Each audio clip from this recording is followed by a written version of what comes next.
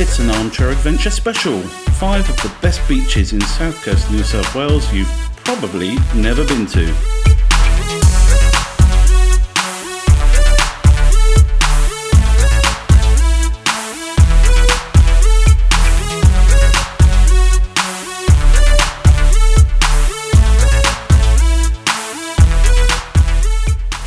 Welcome Armchair Adventurers to a special edition of our little travel vlog. In this edition I'm going to bring you guys up to speed on some of the best kept secrets here in coastal southern New South Wales. This region is blessed with some of the prettiest coastline in the country, with everything from pristine white sand beaches to towering jagged cliffs. There are beaches for surfing, inlets for fishing, creeks for kids to splash around in, and sheltered bays for snorkeling and sunbathing. Even if you're a regular beachgoer, however, there are undoubtedly some amazing spots that you've never visited. And if you're visiting the South Coast for the first time, perhaps you'd like to experience summer without the crowds. In either of these cases, please allow me to be your tour guide as we take a look at 5 of the best beaches in the South Coast that you've probably never been to.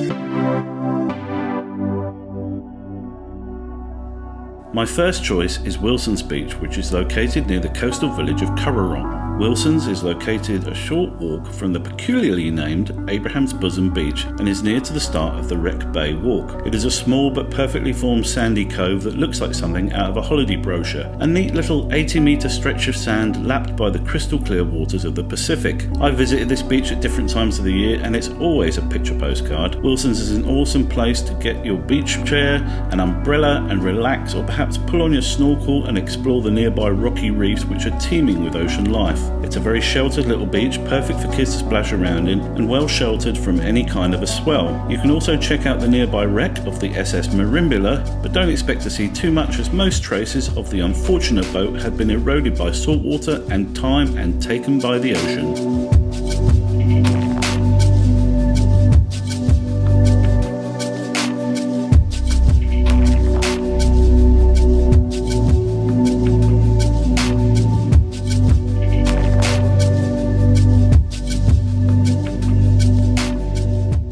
My second choice of beach is located a bit further down the coast beyond Jervis Bay. It's called D Beach, that's D-E-E Beach, and it is located in the Conjola National Park just to the north of the popular coastal holiday village of Bendalong. The first time I saw D Beach, I couldn't quite believe my eyes, it was so picturesque. It's a dreamy stretch of white sand backed by a high foreshore and reached via a tall set of wooden steps. The beach is surprisingly wide, meaning there's plenty of room for everyone, but it's a rare day when it's crowded because most visitors to the area usually go to nearby Washerwoman's or Bendalong beaches. D is wedged between two 20-metre high headlands which bookend it perfectly and provide some protection from the swells. So if you're visiting Bendalong and found the main beach is a bit crowded, head north and find freedom at D Beach.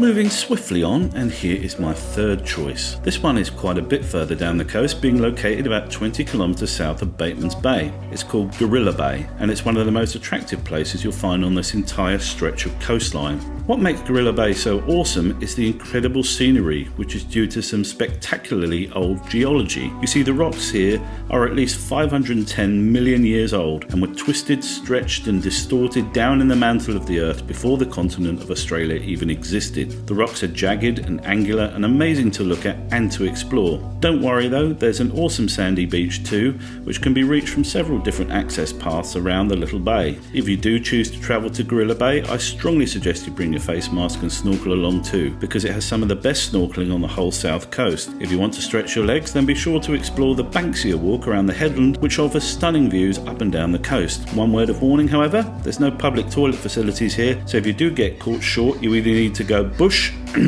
or drive to nearby Tomakin.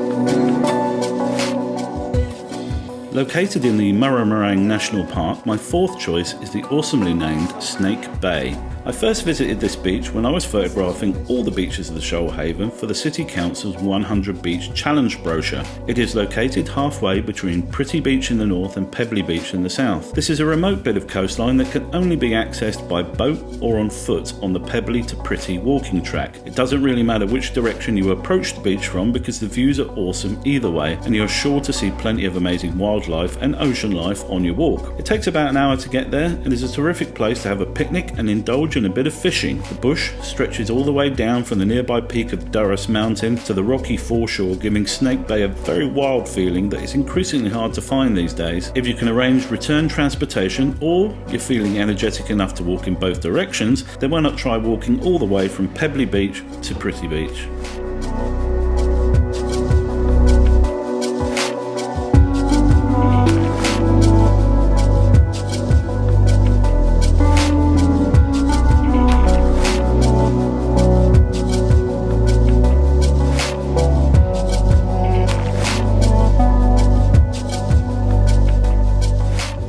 The way I see it, there are two sides to Jervis Bay. The glamour side inside the bay itself with beaches like Hyams, Murray's and Green Patch, and the wild southern side of the bay facing out into the Pacific Ocean. On the southern side, down on the southeastern tip of the Budgery National Park, you can find Kitty's Beach. There's only one way to get to Kitty's, and that's via a bushwalk from either Summercloud Bay to the north or via a longer bush track from the eastern side of the park. However you get there, you're almost guaranteed to have the beach to yourself even in the middle of summer. I've been there several times now and have never seen a single person.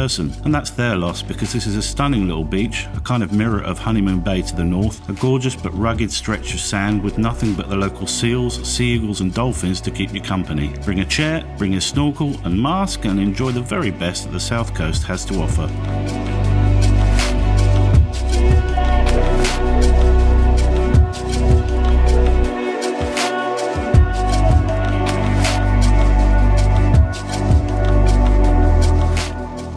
And so those are my 5 choices of awesome beaches in South Coast New South Wales that you've probably never been to. There are plenty more examples of awesome sandy secrets hidden up and down this coast, and I promise to showcase more of them in coming videos. If you've enjoyed this video, please like and subscribe to my channel so you can join me on my regular armchair adventures in and around this amazing region. Cheers all!